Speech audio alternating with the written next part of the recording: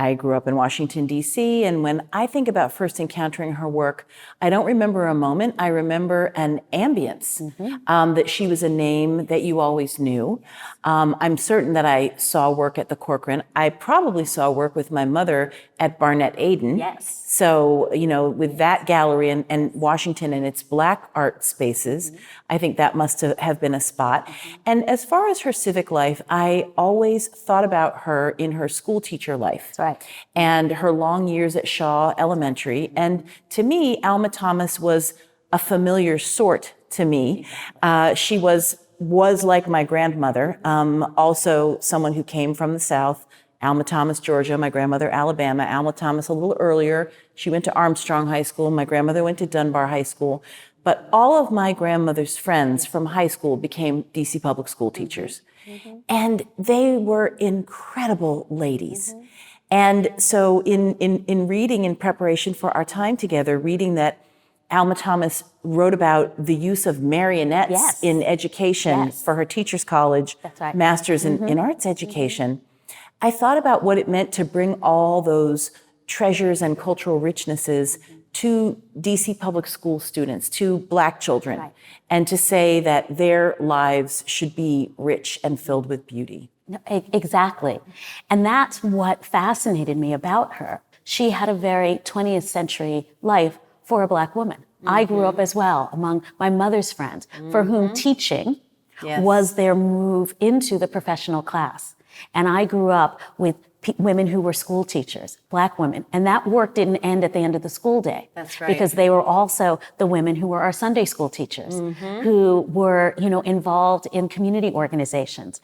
They always saw their role as leaders in the community, knowing how important education was and could be, right, for young Black people. So her life as a teacher also was incredibly inspiring, because I could only imagine who she was to those students, and that long career and how many students she touched. Oh, yes. And reading about and seeing pictures of her self-presentation, again, to the genre of the ladies. Completely, the photographs from, the various openings, that we've all seen, where not only, do we get the sense of her real physical power, right? That, she had this incredible presence, but also her incredible style, right? And how that style clearly was also a manifestation of that sense of creativity that came out in the artwork, but also the way in which she lived her life. I hope you enjoyed the excerpt of the wonderful conversation between Elizabeth Alexander and Thelma Golden as much as I did. And I hope you get to see the conversation in its entirety if you haven't already.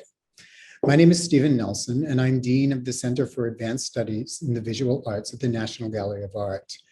I hope you have enjoyed the other events commemorating Alma Thomas as well thus far. And it's my pleasure to introduce you and to welcome you to this afternoon's discussion and talks on Alma Thomas's practice and DC cultural institutions. This panel's presentations focus on Thomas's training and her relationship with local institutions. Before we begin, I would like to thank everyone who made these events possible. It takes a village, or the city of DC. For today, I particularly want to express my gratitude to Sarah Battle, Allie Peel, Rachel Tanzi, Emily Ann Francisco, Heidi Thomas, and Shane Bremer. Now let's get on with our program. I'm going to introduce the speakers, and they will give their talks, and then after that, we'll have a moderated conversation, and then open up to questions.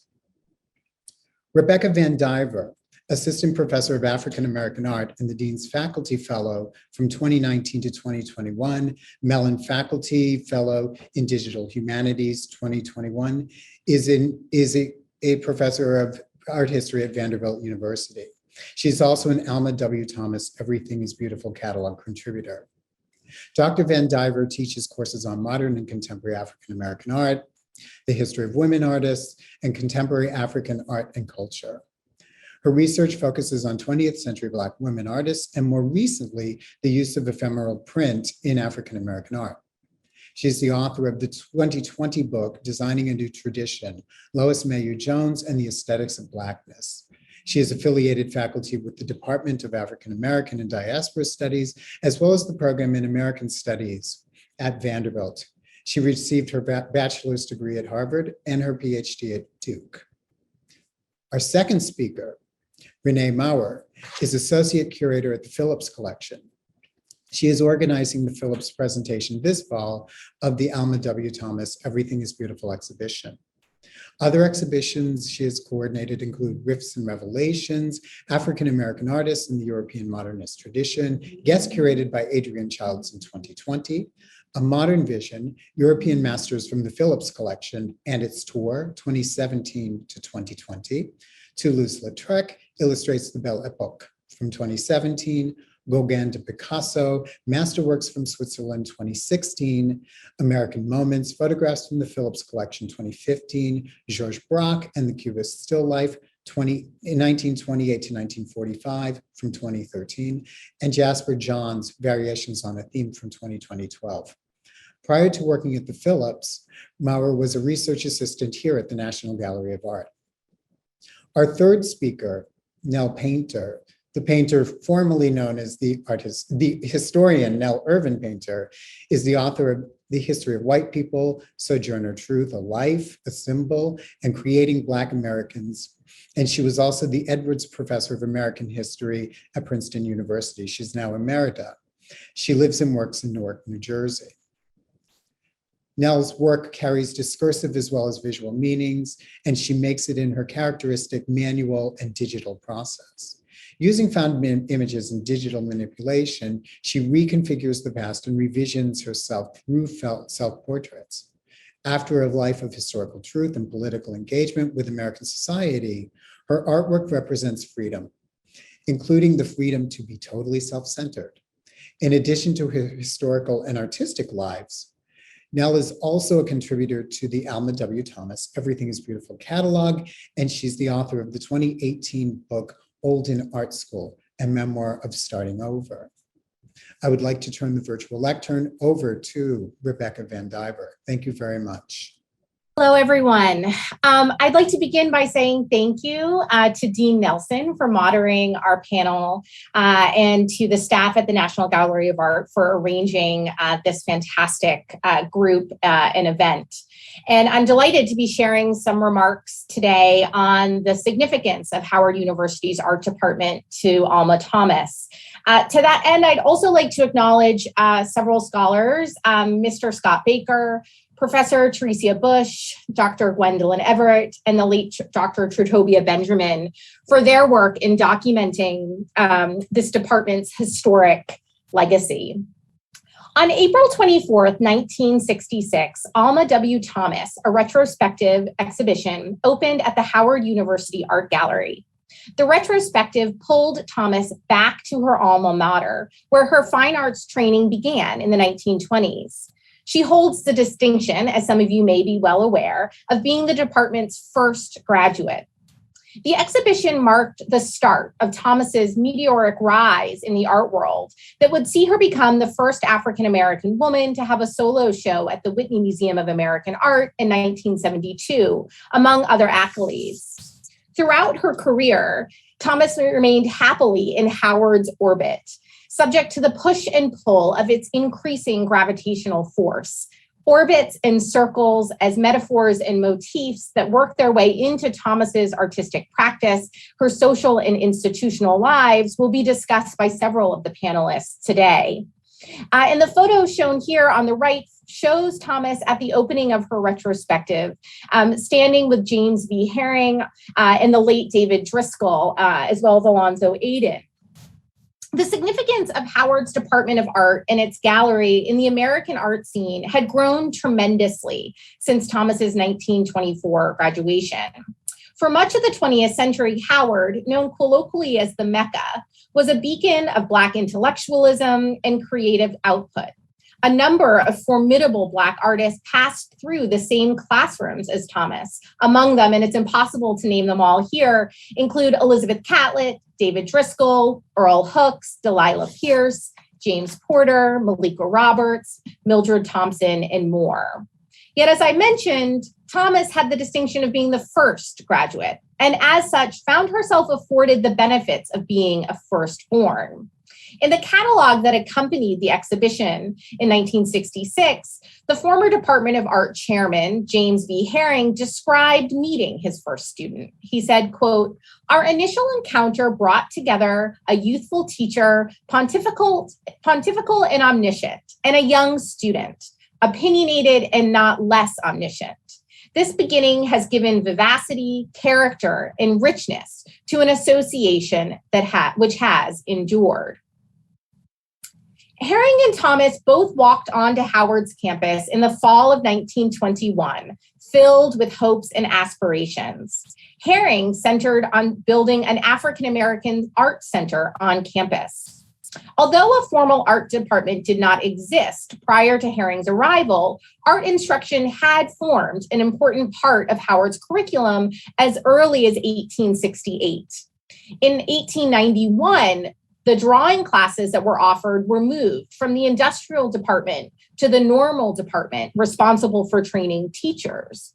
And art history courses were offered at Howard as early as 1914, when Howard President Stephen Newman offered an art history course on campus.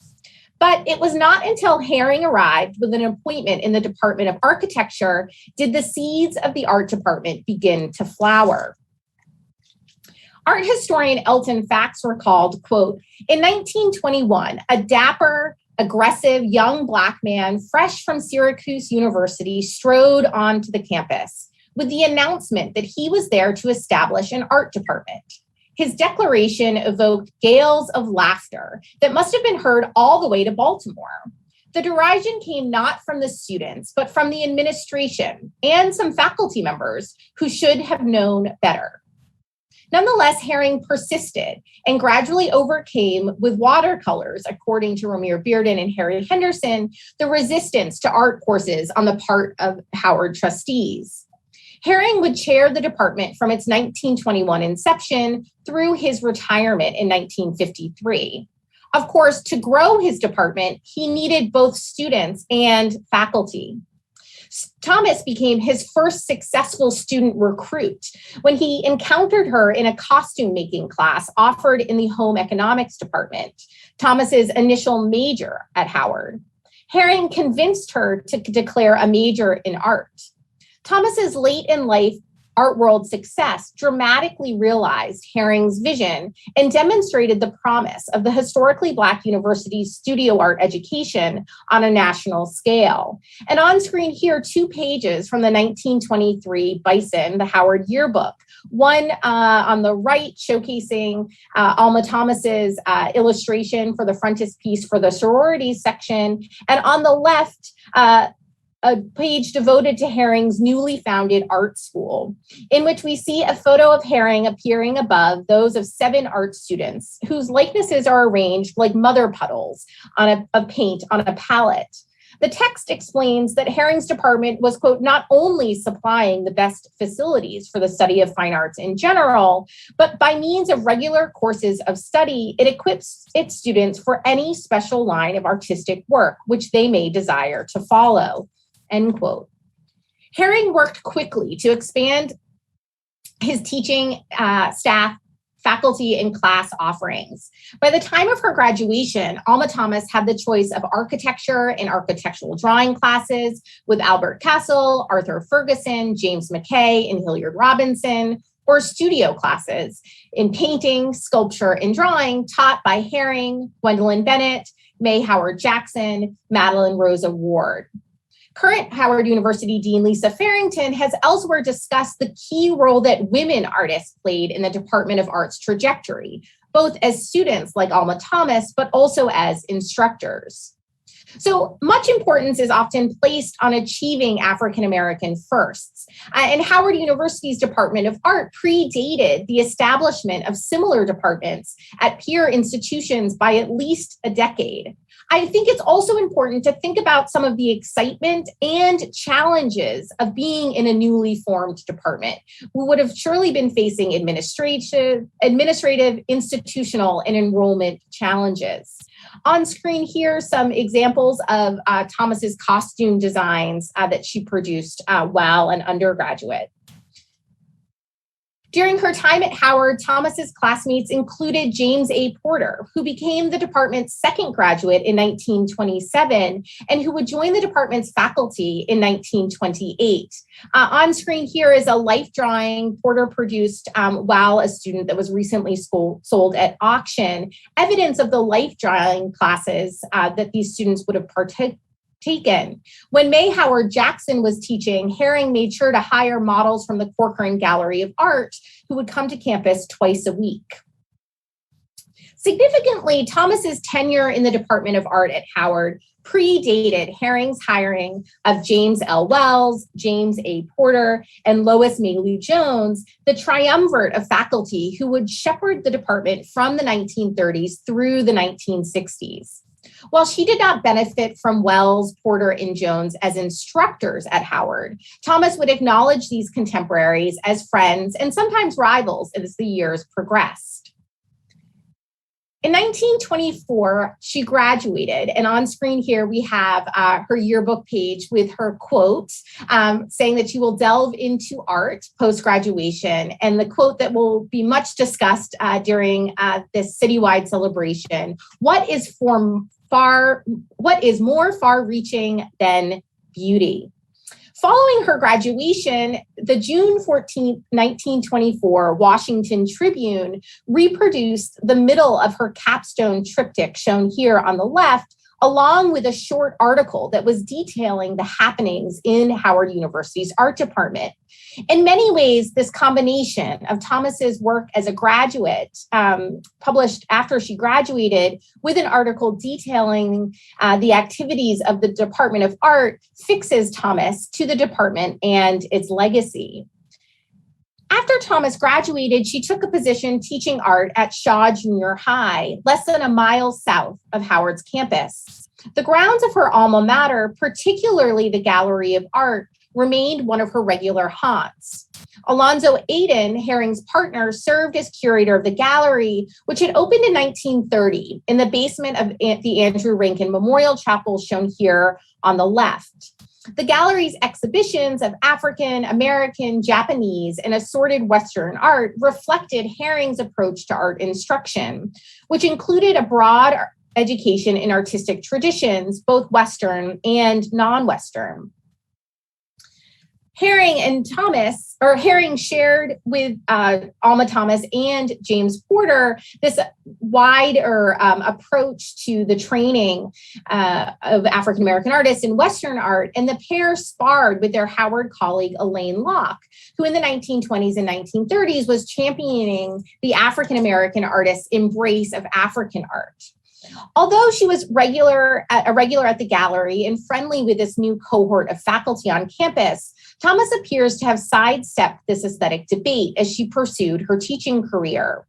She did, of course, capitalize on her relationship with Herring and Aiden to be able to use the Gallery of Art on campus as a venue for her students' marionette performances, but also as a place to take her students as part of her own instruction. And on screen here, we have a photograph showing her in the gallery with some of her young students. While Thomas was pursuing a career teaching junior high, Herring, Jones, Porter, and Wells were working steadily to extend the course offerings at Howard University and to expand the comprehensive studio art program. And it's during the 1930s that his former student, David Driscoll, says that Howard University's art department was the place to study African-American art, not the ivory towers of the Ivy League. In the 1930s and 1940s, James Porter was being groomed as Herring's successor. And we see in 1943, the same year that Alma Thomas joins Barnett Aiden Gallery, that James Porter publishes his Modern Negro Art, his seminal survey of African-American artistic production. In the 1930s, we see that the Howard University Art Department becomes aware of its own future in many ways. In 1934, there's an amendment to the course catalog, which says that the Department of Art has the right to reserve 2 works of art from each student for its permanent collection. Perhaps aware that the students passing through the department's art classrooms would end up in the African American art history books down the line. Thomas became even more enmeshed with Herring's and the Howard Circle in the 1940s and 1950s, participating in the Barnett Aiden Gallery, and also joining Lois Mailou Jones's Little Paris Studio, the weekly salon that met at Jones's home off campus that was designed to provide opportunities for local Black painters to work, critique, and exhibit their art.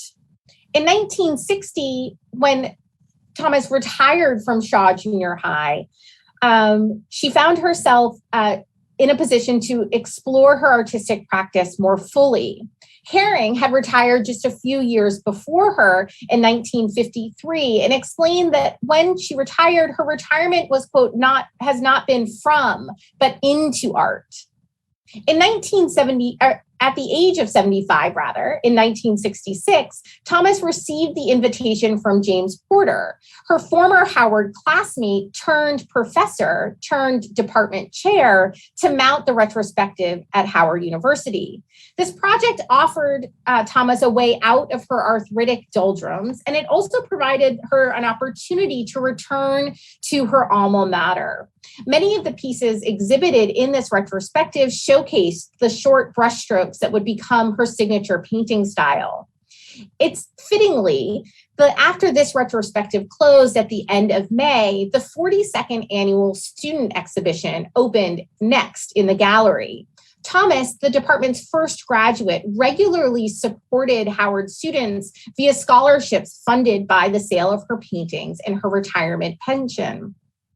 So during the mid-1960s, the Howard student body became increasingly politically active.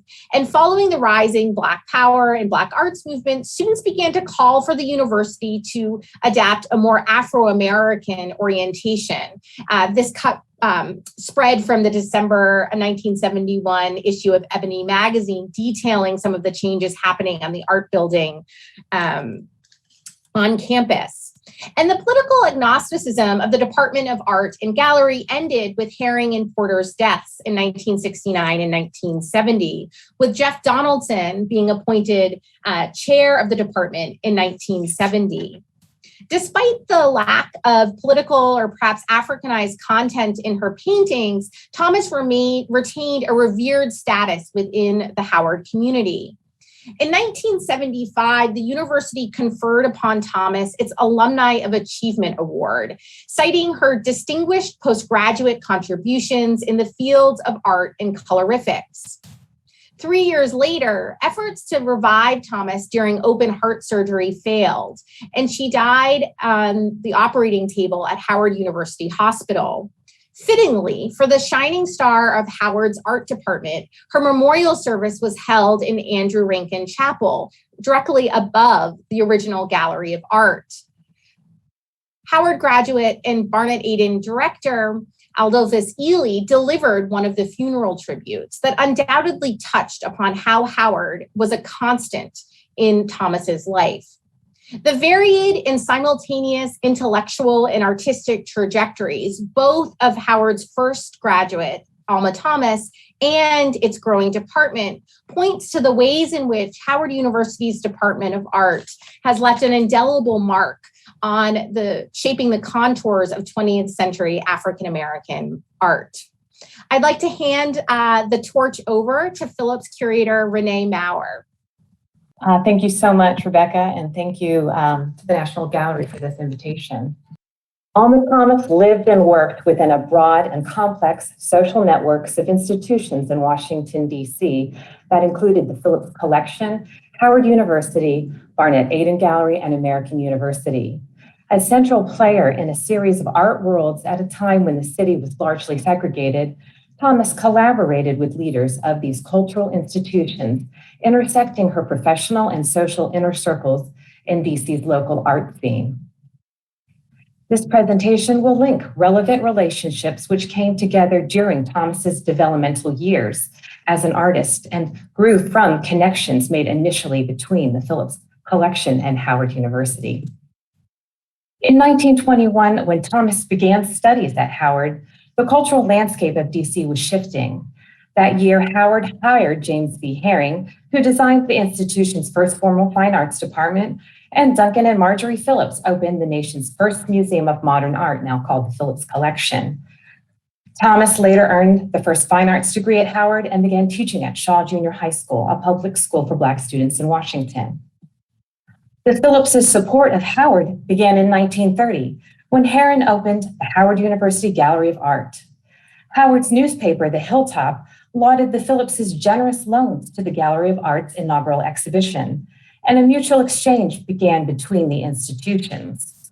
Also in that edition of The Hilltop, Thomas's patronage of the university alumni was acknowledged, merging in a small way the spheres of Phillips and Thomas with Howard. As Herring's interactions with the Phillips advanced, he likely introduced Thomas to the museum and its collection. A shared belief in local artists brought the social circles of Phillips and Herring closer together, crossing racial lines in a segregated Washington. While Howard's gallery grew, the Phillips expanded its footprint into the community. Phillips hired C. Law Watkins to lead the Phillips's education department, manage art classes, and head the forward-looking Phillips Gallery Art School. Watkins fortified the museum's networking with Howard. He facilitated loan negotiations between Herring and Phillips and aided with key acquisitions. On November 2nd of 1931, a letter from Howard art professor James Lesesne Wells thanked Watkins for his encouragement and mentioned Phillips's purchase of Journey to Egypt, the first work by a Black artist acquired by a major DC museum.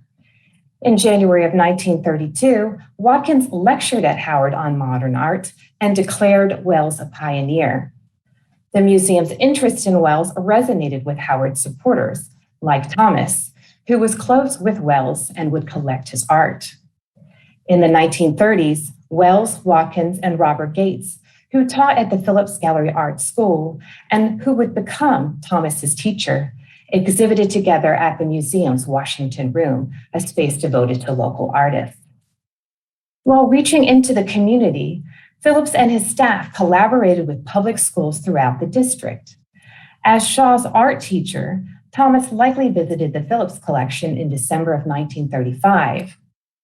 Rosa N. Hampton coordinated the trip for art teachers in Division 10 through 13, the designation given to DC schools for Black students. Phillips confirmed the tour request and mentioned a show on view that featured public works of art project artists he supported while regional chair, and other local artists like Wells, Watkins, Gates, and Sarah Baker, a future teacher of Thomas. After the tour, Hampton thanked Phillips. May you long continue the very fine work you've so ably established for public enjoyment. Inspired by museum visits in this city and New York, Thomas organized the School Arts League in 1936 at Shaw, a program devoted to art in DC. It grew to encompass several local schools, and hundreds of students explored the Howard University Art Gallery, the Central Public Library, the Smithsonian, the Corcoran, the Phillips Collection, and other institutions. At Shaw, Thomas also launched DC's first public school art gallery. Exhibition brochures prominently featured Howard faculty, like Wells, who Thomas acknowledged had work at the Phillips, and PWAP artists, also supported by Phillips, among others. Phillips received invitations to these events. The news of Phillips's exhibition and acquisitions of panels from Jacob Lawrence's The Migration series spread throughout the city in 1942. Events that coincided with their presentation included a performance by acclaimed opera singer Madame Lillian Evante in the music room. A friend and classmate of Evante's from Armstrong High School, Thomas likely attended this event on February 15. Howard colleagues also announced the display of the panels. Herring acknowledged it at the regional conference of the College Art Association, and James Porter illustrated the works in his seminal book, Modern Negro Art. In 1943, Thomas became primary funder and vice president of the socially progressive Barnett Aiden Gallery, founded by Herring and Howard curator Alonzo Aiden. Located in Herring and Aiden's Bloomingdale home, the gallery promoted Black artists and brought together works from different places and time periods in a domestic setting. Herring and Aiden credited the displays at the Phillips collection as an influence. Its first exhibition, Art for the Home, featured loans from the Phillips and neighboring institutions by Wells, Watkins, and Lawrence, among others. The gallery became a premier destination for interracial exhibitions and programs. During openings, Thomas was near the front door to welcome the stream of visitors. Artists associated with the Phillips exhibited at Barnett Aiden. The Phillipses and staff could be found at events. In a 1949 letter, Aiden expressed deep appreciation to Phillips for his visit and purchase of Irene Rice Pierre's Transversion from her solo show. That summer, Barnett Aiden Associates, including Aiden, Thomas, and Avante, attended Carol Blanton's piano recital in the Phillips's music room, which, along with other concerts in the city, served as sources of inspiration for Thomas's work. In the fall of 1952, David C. Driscoll and Phillips met at the Barnett Aiden's 9th anniversary exhibition, Paintings Purchased by Patrons, 1943 to 52, to which Phillips lent Pierre's Transversion. Driscoll was working at Barnett Aiden at the time. A year later, he met Alma Thomas. Their paths crossed during Barnett Aiden's 10th anniversary exhibition, 18 Washington Artists, which featured loans from Howard and American University faculty and loans from the Phillips. Thomas may have encountered the Phillipses there. They attended and kept the exhibition brochure. Aiden sent a thank you letter and clipping from the show to Phillips.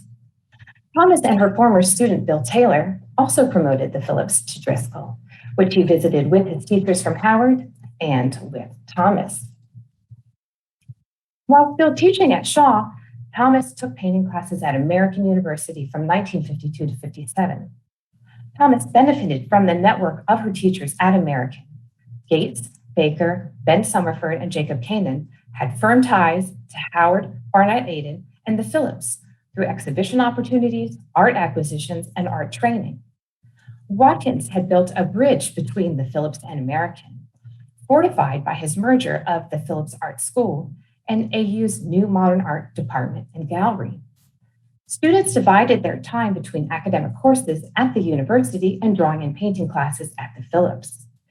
During Watkins' tenure and after, AU staffed its art gallery department with former Phillips Art School alums and associates, including Thomas's teacher, Gates, Baker, and Summerford. Their education, in part, came from a close study of the modern art at the Phillips and the color-filled canvases by Bonnard, Matisse, Cezanne, and Carl Canot inspired their discussions and their work. Summerford explained, Washington was barren except for the Phillips and AU.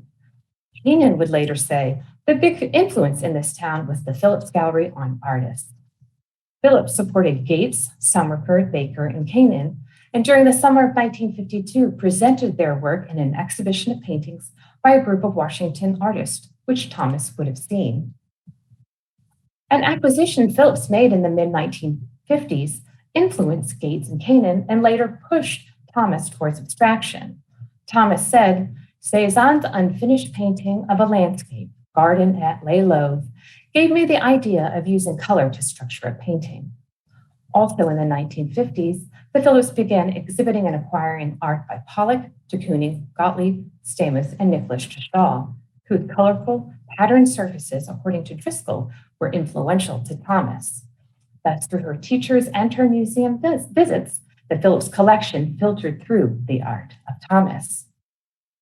Thomas and her peers, Morris Lewis, Ken Noland, and Gene Davis, cultivated and built upon the relationships in play at the Phillips, Howard, Barnett Aiden, and AU, and they found many ways to participate within this network that supported local artists. For example, Nolan had art alongside the work of Thomas's teachers at Phillips's 1952 paintings by a group of Washington artists show. In 1956, Nolan, Davis, Lewis, Gates, Summerford, and Thomas had art in the Contemporary Artists Group at Barnett-Aiden. In 1958, Thomas and Pierre featured paintings at the Howard Art Gallery. A year later, Thomas exhibited at the Watson Gallery at AU. In 1960, the Mark Rothko exhibition and the opening of the Rothko Room at the Phillips impacted Thomas and her contemporaries. Driscoll said, Thomas was often seen in the room where the Rothkos were hung. That year, Thomas's experiments with watercolors led to her successful debut at the DuPont Theater Gallery solo show, which was facilitated by Kanan and Aiden. A year later, Blue Abstraction, featured at Howard's New Vista in American Art, was awarded third prize. Kanan said, Thomas looked at everything, and at the Phillips, that included European contemporaries like Maria Vieira da Silva, and later shows of Jacob Kanan, Robert Bates, Franz Bader, and Howard Mering, as seen in a selection from her archive. Thomas said, I keep with what's going on, and I go to exhibitions. I like to feel myself part of this day and time. Having attended the 1965 exhibition, The Washington Color Painters, Thomas's interactions with Lewis, Davis, Nolan, and others spurred on her experiments with acrylic paints. Lewis, Nolan, and Davis admitted that they found valuable art exposure at the Phillips. Davis said his interest in color came directly from the French-oriented painting that Mr. Phillips collected. Thomas, inspired by Davis's approach, credited him with influencing her signature style. She said, I passed through an expressionist state and emerged as an abstract painter using the pure color, parallel strip format pioneered by the Washington Color Painters. Thomas's 1966 Howard retrospective debuted her experiments and her Alma stripe. Sam Gilliam, loosely associated with the Washington Color School Painters, was friendly with Thomas, likely attended her retrospective, and had his first major show at the Phillips a year later.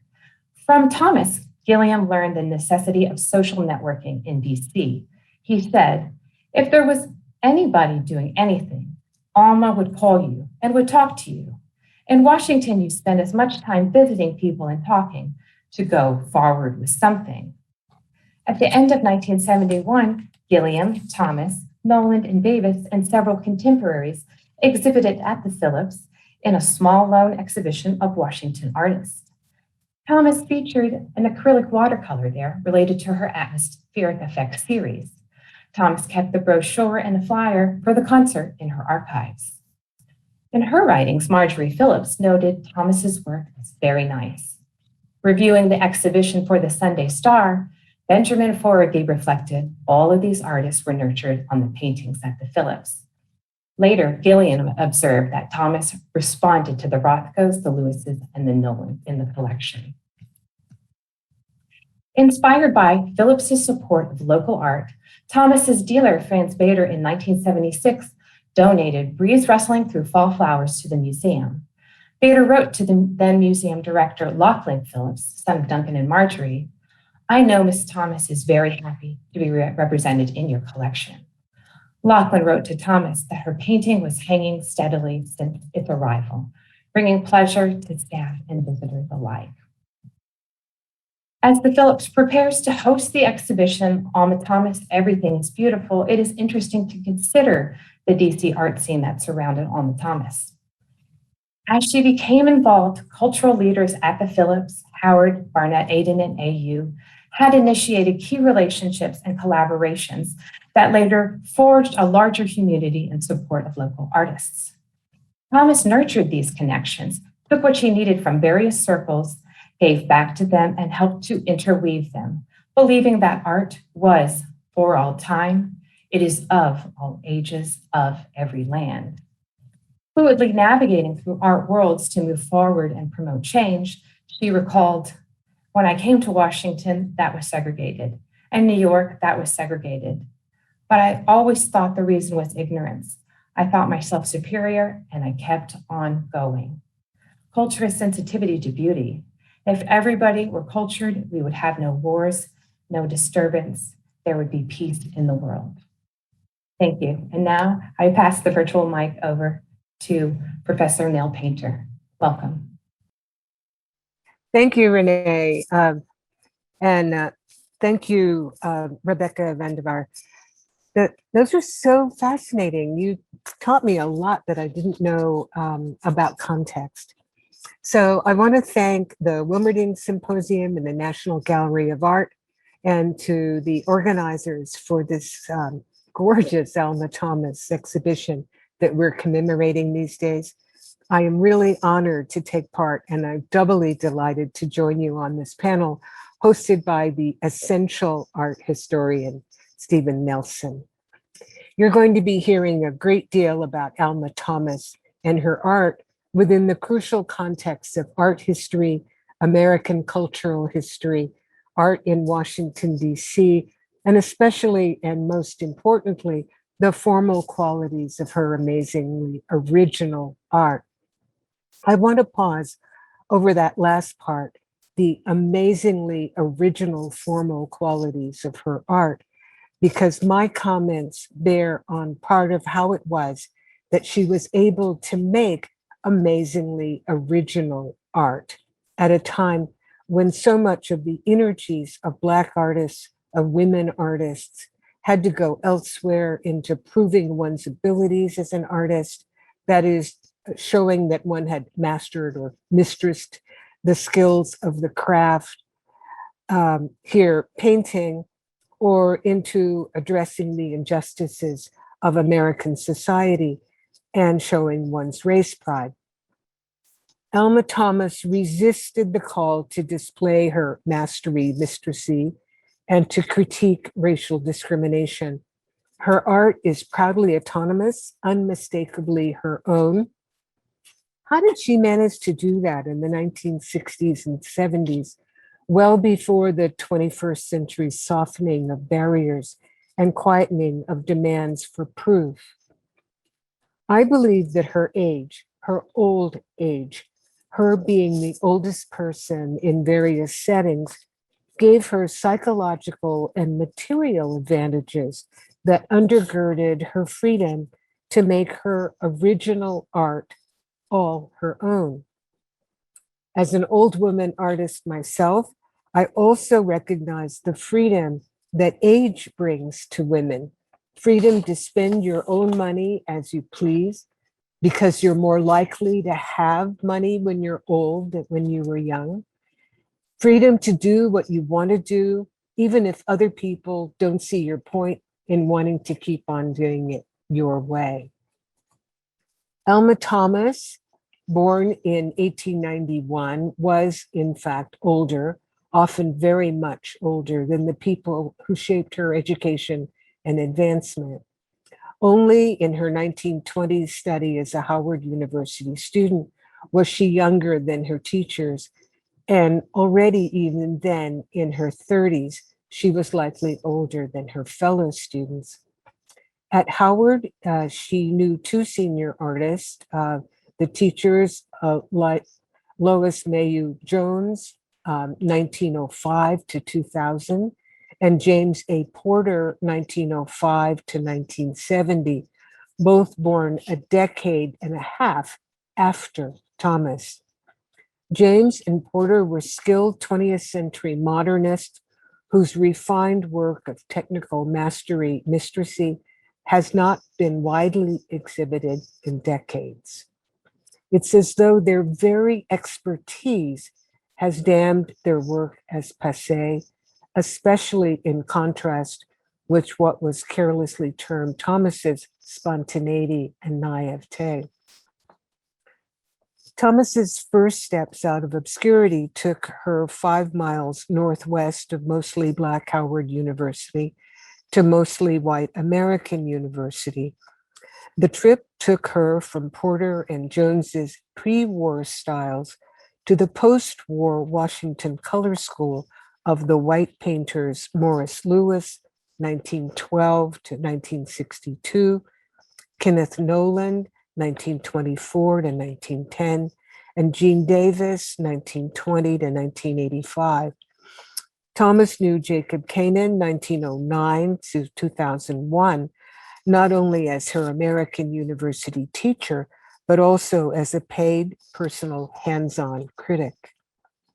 All of her artist colleagues at American University were decades younger than she. In the 1970s, David Driscoll, 1931 to 2020, and Edmund Barry Gaither, born 1944, included her work in two groundbreaking exhibitions that introduced her to curators at the Whitney, where she became the first Black woman artist to have a solo exhibition in 1972. Thomas was able to recast herself as a painter in the 1960s, thanks to the life she had already led as a teacher, reader, returning student, and pensioner. Teaching provided not only a constant immersion in the arts as practiced on the junior high school level, but also a steady income that as an unmarried woman, she could spend entirely as she pleased. She didn't have to explain or share what she brought in or spent. She never married, shrugging off inquiries by saying marriage would just create a lot of problems.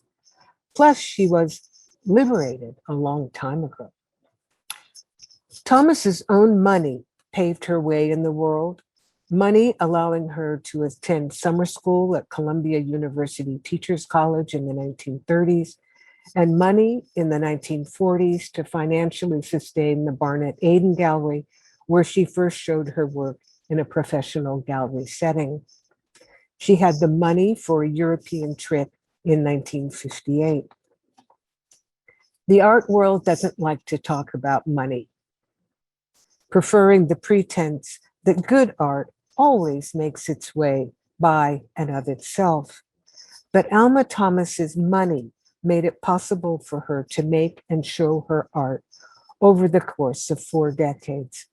From the 1940s, Thomas's money paid for the art books she bought from Franz Bader, 1903 to 1994, whose Franz Bader Gallery represented her from the late 1960s until her death. She had the money to furnish the home she inherited from her parents, to keep up its garden, and to purchase the supplies, stretchers, canvas, paint, brushes, plus the cost of shipping and storing the paintings she made on a heroic scale. Money sustained Thomas's independence, but money of itself alone did not suffice. Age gave her perspective. Age protected her from the peer pressure weighing on younger fellow students and fellow artists. She set her mind on succeeding as a painter, and she did what she knew needed to be done: to attend art openings and galas, even when she was the only Black person, and to pay attention to what artists beyond the confines of her city were making and saying in international art magazines. Age reinforced her firmness, her ability to stick to her own ways of making art, her steadfast determination to pursue art education, even when she was the oldest one in class. Having been 34 when she graduated from Howard with her first fine art degree, she was 44 when she received her Master of Arts from Teachers College, Columbia University. She was still teaching at Shaw Junior High School when she began taking classes at American University in her 60s. The formal freshness of Thomas's art stands in sharp contrast to her longstanding assumptions about race, which have not stood the tests of time. In the 1960s, late 60s, Howard University moved away from its famously unrepentant colorism, but Thomas never shed her early 20th century preferences for light skin and straight hair. She always prized art for art's sake and continued to speak of the artist using the universal masculine he. When it came to the color bar against Black artists, she would not go there. She never acknowledged racial discrimination, or sexism for that matter, as the art historian Judith Wilson noted in 1978.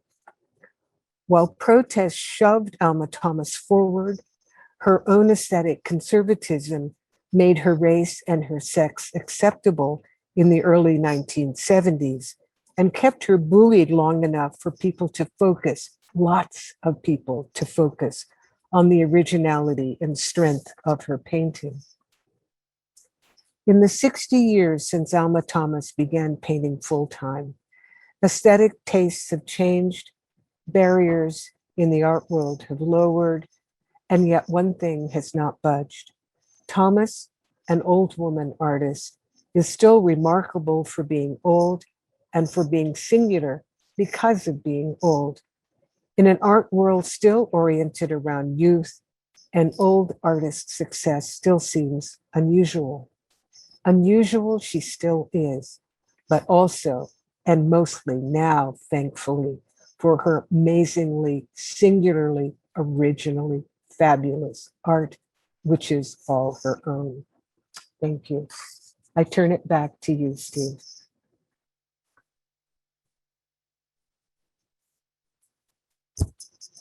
All right. Before we do anything, I want to thank our three speakers for their wonderful papers. They were beautiful. I learned a lot.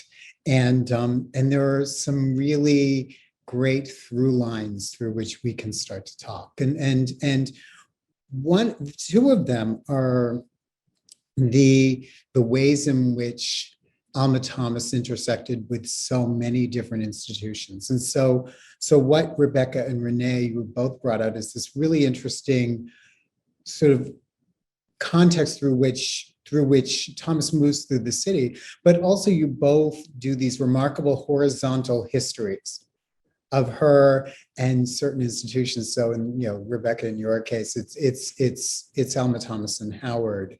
Renee, in your case, it's Alma Thomas and the Phillips Gallery.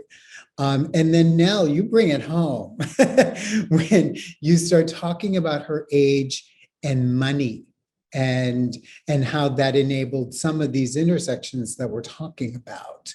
And so I guess sort of coming from there, another term that comes up for me, and it came about, Nell, both in your paper and in your bio, but also in other papers intrinsically. And that's this notion of this Black woman who's moving through most of the 20th century with her freedom intact. Yeah. And I would love to hear the three of you talk more about that, either with respect to your papers, each other's papers, and the like.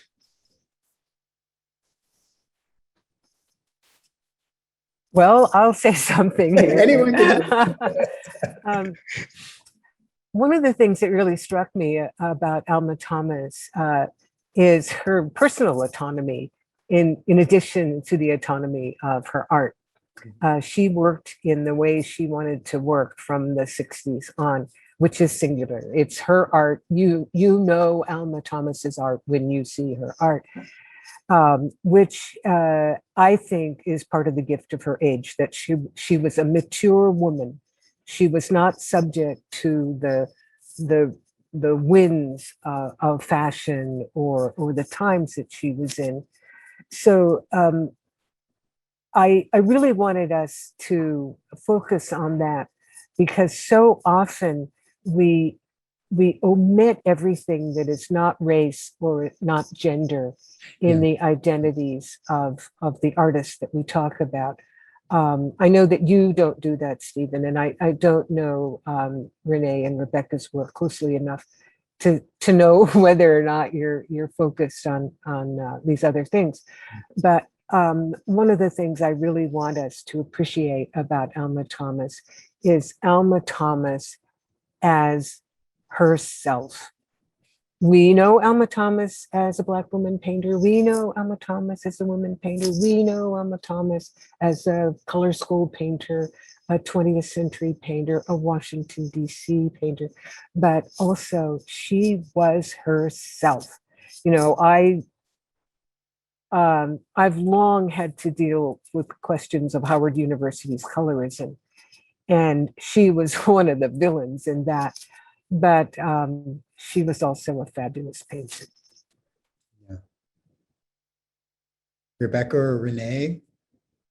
Well, I was going to say that this question, my own work on Lois Mailou Jones and and how she saw Alma and Alma's success at the same moment that Lois is trying to succeed, and to think about that question of money, and that, and Lois gives this great interview in which she says that basically Alma made it because she had a gallery and Lois didn't have a gallery. And so to think about their lives outside of Howard, their lives as friends, as both artists, trying to make it. And I think you drew, I think questions of class come into play, and questions of money, and how do you pay for, I love the attention to detail about buying the art books, but then also, what do you do when you're selling your work? And with Alma paying it forward by supporting the Howard students and funding scholarships and programs back on campus.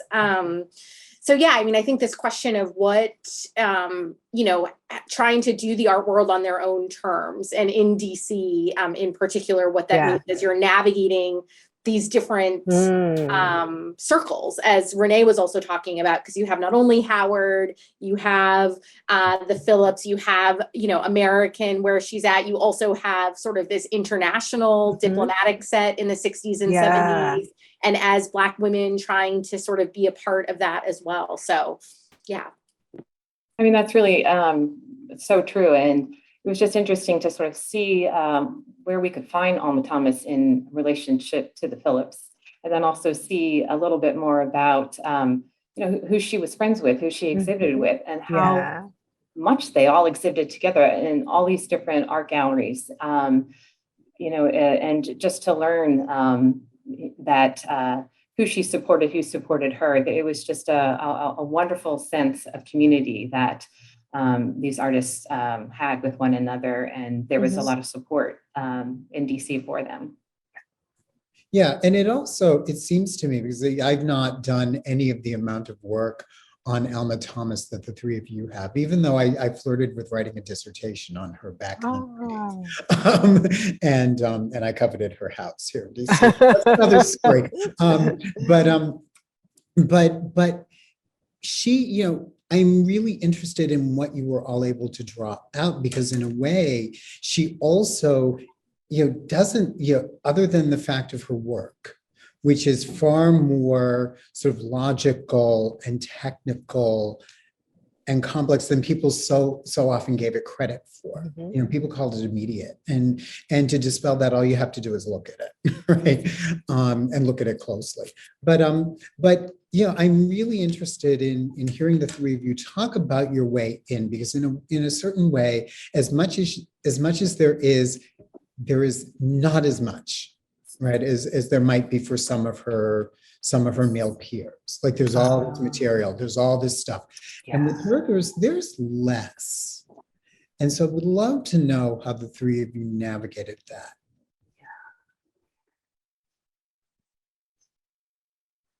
I love Judith Wilson's work on Alma Thomas. I think that was really the lodestone for me, because Judith Wilson went in deep. She was working after Alma Thomas's death, but she talked to various, she talked to Jeff Donaldson and Sam Gillian. Sam Gillian was very young and had his issues with Alma Thomas at the time. I think he found her work kind of simplistic at the time. And he's grown out of that, perhaps with his own success. Rebecca, I was also fascinated with the relationship with Jones and Thomas. With Jones, so skilled but so caught in the 20th century, in the middle of the 20th century. Yeah. And seemingly caught in the politics of Howard too, in a way that Thomas was not. Yeah. Yeah. Well, I mean, I think it's, that's where I thought it was important to draw attention to. I mean, we afford Thomas this revered position as being the first graduate. And then I'm thinking about, I'm in an institution now, I'm seeing departments launch and thinking about what those first few years are like for students and for faculty in those moments, and thinking to myself, I wonder what it was like to be in a classroom where, there's, hiring, faculty searches are happening all the time. You have people coming in and out. And then, so when Lois is there, like starting in 1930, it's becoming more established and more entrenched, and the sort of ideological debates that are going to rage are really becoming entrenched. And so I think you're right.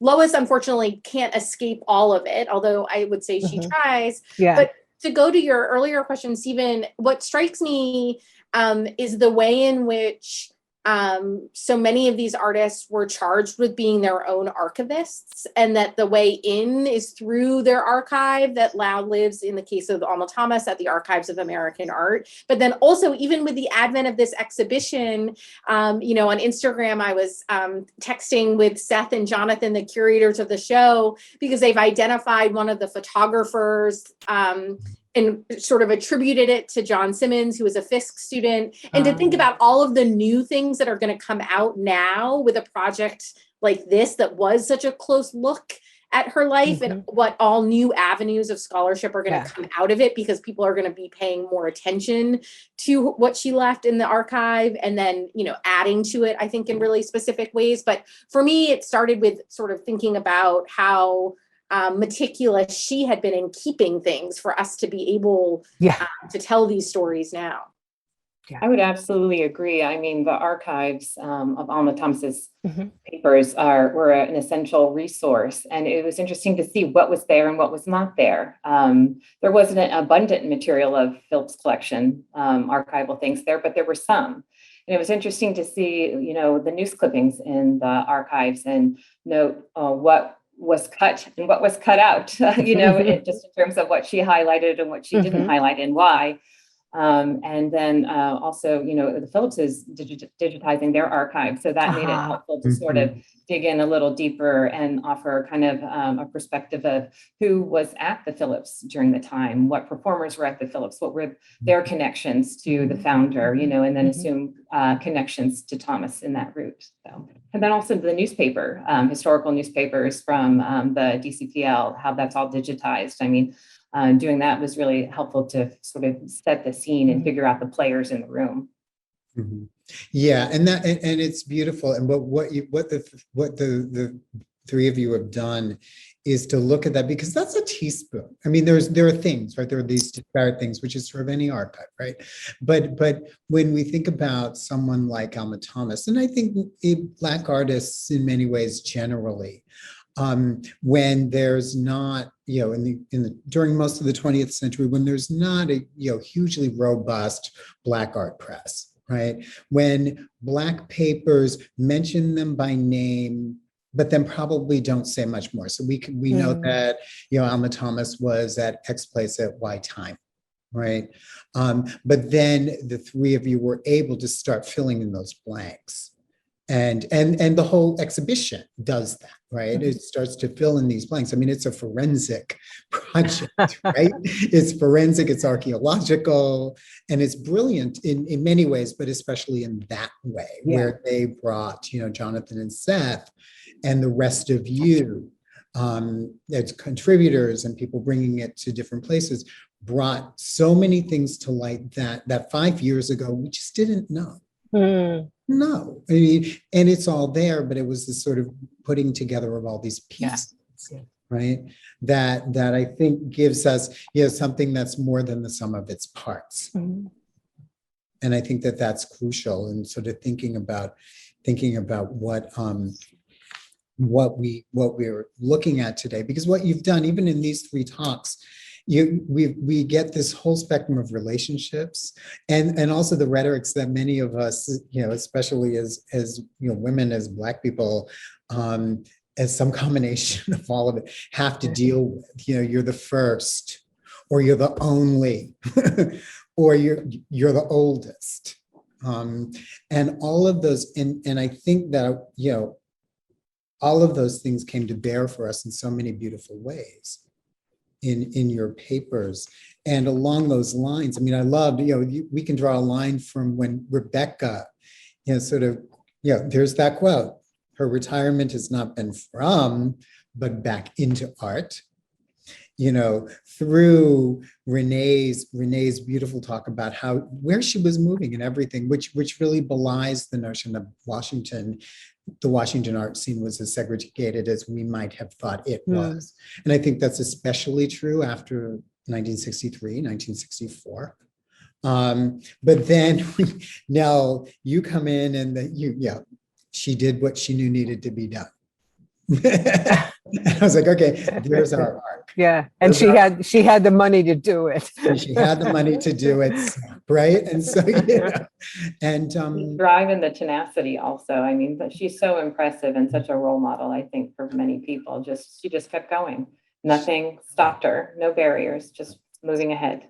Well, something that kind of slowed her down. It's in the chat. One of the questions. In the chat. I was going to bring this up. Her disability. Joelle Michaud about her disability. And these days when we're more attuned to that, those are her arthritis slowing her down and her illnesses, and the weight of age also made it harder for her to make her work, and perhaps also cut short her life, because she was still working when she died. Right. But we also need to appreciate what she achieved, especially since she often works in such large scale. I actually really like the smaller pieces on paper, I saw them in the München Gallery last year, or year before that, or pre-COVID, BC. But she was still working, and she was working at a time when disability could not be acknowledged. Right. We could not say she is a disabled person, or she is an impaired person, or she's working against the weight of her age and her, I don't know if I should say she's disabled, but she was disabled because she was not completely able. Yeah. Right. Or otherly able, or Yeah. She did what she needed to do. It's just, the question is how, at what cost? Yeah, what cost? We're getting a lot of really great questions in the chat, and so I would love to open it up for some of those questions.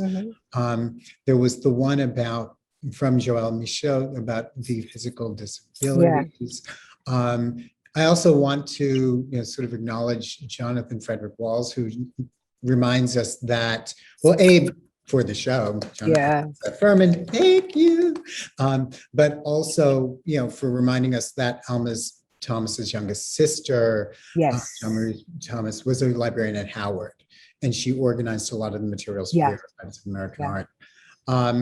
But there's one here, Miguel de Baca asks, if there was something that you wish to know or discover about Thomas that was not in the archive, or was inaccessible or not visible to you for some reason. And that's for everybody. I want to know more about her sort of vice presidency at the Barnett Aiden Gallery. I want to know more about what she could actually do. I want to know about the conversations she might have had between Herring and Aiden, and if she had any choice in the exhibitions that were on view there, or any of that. Her voice is always attached to her leadership role and her funding role in that gallery. But I've always been curious about her role in shaping it. And there's a wonderful dissertation about it that a scholar with the last name Abbott has written. But That's something that you don't see in the papers, and I think it's worth studying.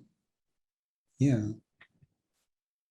Rebecca, Nell, anything that you wish you could have, is there a smoking gun you wish you could have found that you did not find? I'm always interested in, I think that reconstructing pedagogy and pedagogical practice is so challenging, right? Because every classroom is different, right? Regardless of what's on the syllabus, right? The energy and the conversations can be different in the classroom. So I am always looking for more insights into the classes that she took and taught, right? So at Shaw, she is, curating. She does a show of her students' work. She does a show where she borrows works from the Howard Gallery and Barnett Eden for the DC Public Library. So information into how she was incorporating some of her studio training and art practice into what she was doing at Shaw, I think would be a fascinating way to illuminate that sector of her life. There are two areas I would love to have known more about. And these are partly about art and about art history and about art practice, but they're also kind of biographical. I've mentioned the colorism at Howard, and I think she probably negotiated that pretty well because she was coloristic herself, and probably didn't really run into any problems there. But what about the male supremacy? She was a smart, hardworking. She had the money to do what she wanted. We know that she was supporting the gallery, basically by herself for a certain amount of time. What were the personal dynamics when she had the money, but she had to defer to men, and men who were younger than she? That's one. And the other, I would love to know the vector of her relationship with Lois May Jones. We know that early on, Thomas was a teacher within Jones's probably kind of patronizing Paris club to sort of uplift teachers. I mean, I'm reading into that. But Jones was the teacher in that. And probably early on, Thomas was, if not a student, but, kind of, she was one of the teachees. Yeah. And then over the years, she got so much more attention than Jones. How did that work over the years? I'd love to know. There's a comment here. So Lois and my aunt were rivals for Charles Lewis. Okay, yeah. Okay, it just got real. That they were rivals, and I've wondered about that too. Sure. And also other paintings that sometimes fall out. And so she did do a painting on the March of Washington. Yeah. In That's what, right. 63. Would have been And 63. and I would love to think about how that fits in or doesn't, right, to everything else. Yeah. And so, but people, there is this like amazing thing going on in this chat. Yeah. Yeah.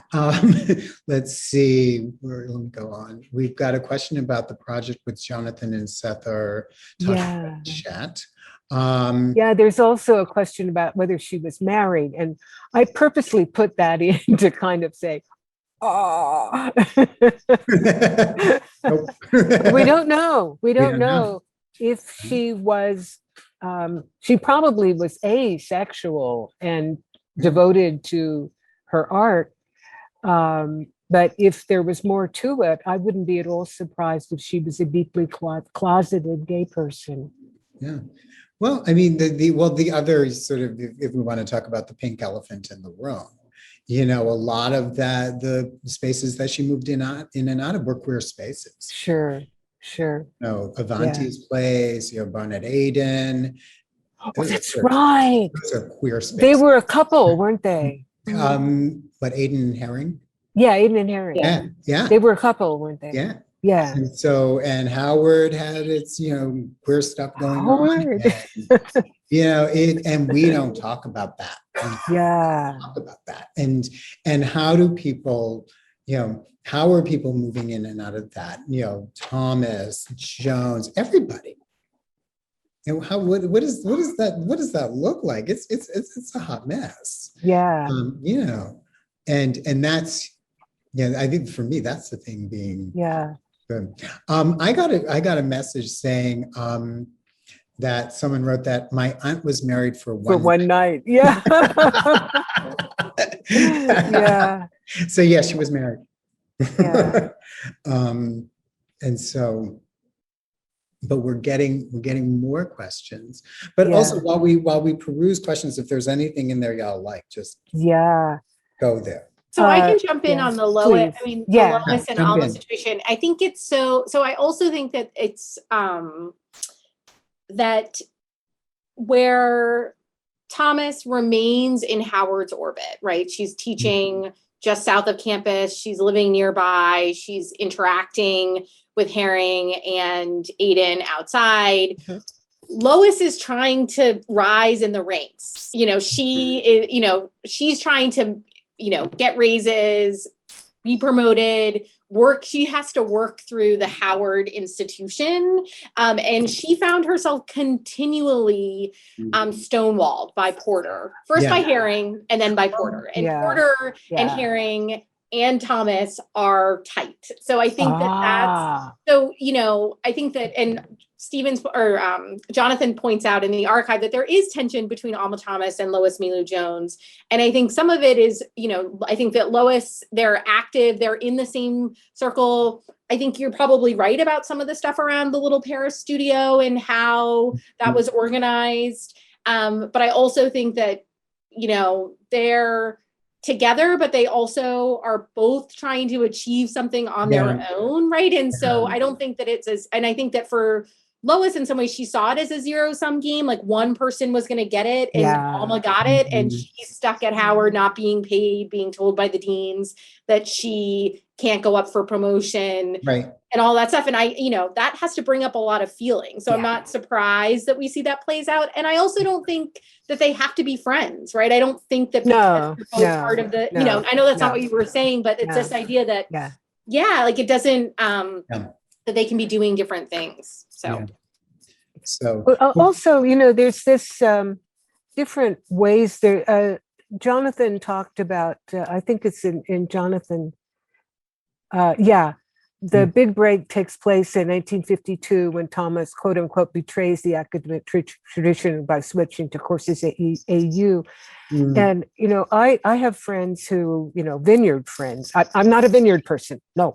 But I have vineyard friends. I have some of my best friends go to the vineyard. But, some of them are here on this this webinar. So be careful. But Lois Mailou Jones went to the vineyard.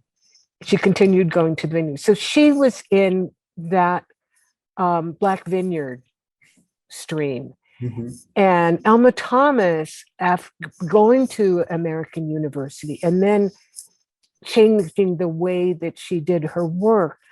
Also, I don't know enough about her summers, for instance, but I have a suspicion that Jones is sticking more to rising in the Black bourgeois world, and Jones is reaching out, even though it's through the two big shows in the 70s of Black artists. Yes. But she makes her, her breakthrough at the Whitney. Yeah. That's a big deal. And so we don't have a lot of time left. And so I have a question for all of you, and you know that it's coming, that is also for our audience. And so, the last question is if we, I'm thinking of how we sort of think about the show, Alma Thomas, everything is beautiful, and these events of these days, and how we find beauty in the everyday. How do we do it? How do you three do it? How does our audience do it? We want them to think about it too. Yeah. Silence. I thought about that. And my answer is not going to be about art. It's going to be about the world we live in which it's so easy to get really depressed.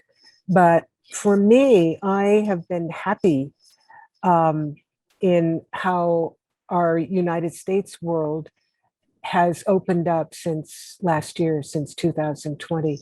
I'm saddened by the losses of COVID-19, but I think that our society, having gone through the wrenching of the pandemic and the awakening of Black Lives Matter, I think we're so much better a country now.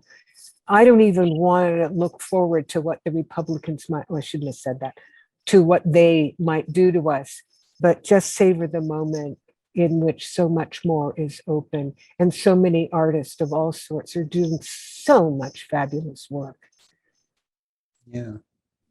And I would say that, one thing about Alma Thomas that I've always found impressive was her importance placed on community service and how that ranks so high in her life that she used art to, create these community service projects in her community and beyond. And that idea of service, of giving back, is so much wedded into her identity. And I think that's something that, we all can do as individuals, looking beyond themselves, looking to other people and connecting that way.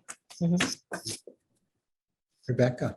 I was going to say, as someone who's delighted to be back in the classroom with my students and thinking about her long time career teaching, that I find so much energy and beauty in the fresh perspectives that students bring to artworks that I've seen many times before in the classroom. And so I see that in them, in their excitement in seeing new things, in the same way that I think that this exhibition is asking us to see her work in new ways and to identify new things and find new beauty everywhere. So I think that's wonderful. And there are so many great things in the chat.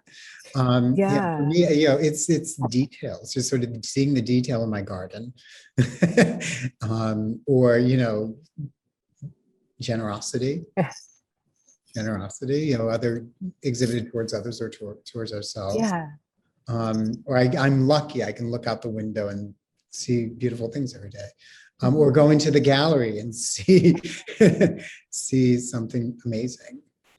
But we're about at the end of our time together, and I really want to thank the three of you again, Rebecca, Renee, and Nell. These were really beautiful, beautiful.